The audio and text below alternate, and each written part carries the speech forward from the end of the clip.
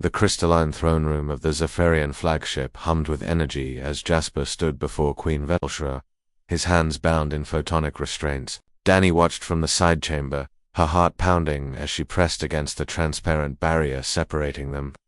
"You destroyed 3 of my patrol ships," Velshra announced, her 6 eyes narrowing in what Jasper had learned to recognize as anger among her species. Her scales shimmered from violet to deep crimson as she rose from her throne, towering at nearly 9 feet tall.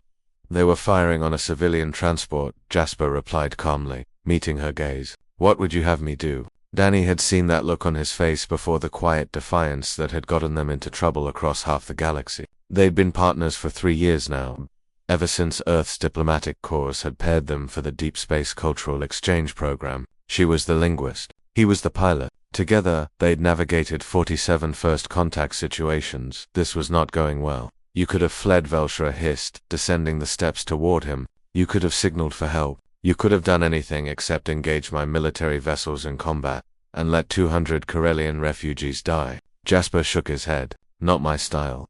The Queen circled him slowly, her tail dragging across the polished floor. "Your species is fascinating. Do you know how many civilizations we've conquered in our expansion? 40.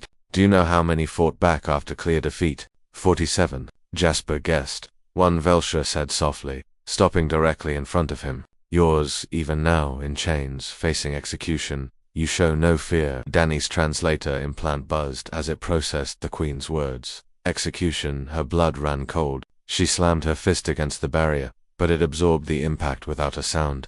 "I'm afraid," Jasper admitted. "I'm just better at hiding it than most." For the first time, Velshra's scales shifted to a pale blue confusion. Dani knew from her xenopsychology training. "Then why provoke me?" "Because those refugees matter. Because somewhere out there, someone's counting on us to be better than our worst instincts." He paused. "Because that's what humans do."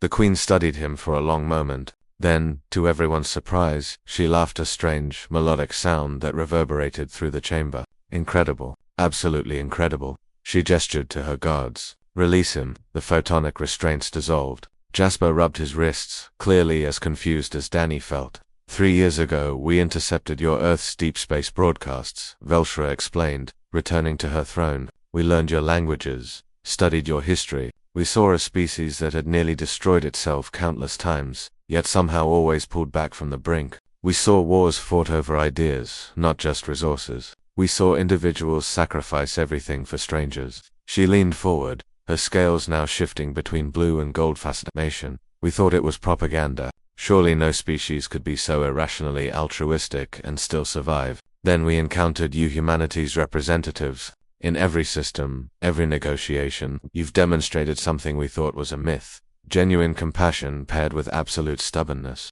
"So I'm not being executed?" Jasper asked carefully. "Oh, you're definitely being punished," Velshra said firmly. "You destroyed military property. There must be consequences." She stood again, descending the steps with renewed purpose. "You will serve as our ambassador. You will teach our officer corps about human ethics and tactical thinking. You will help us understand why you make the illogical choices you make." "That's not really a punishment," Jasper pointed out. "It is when you consider the paperwork involved." Velshra's scales flickered with what Dani's implant interpreted as amusement. "And you'll be doing it for 10 standard cycles."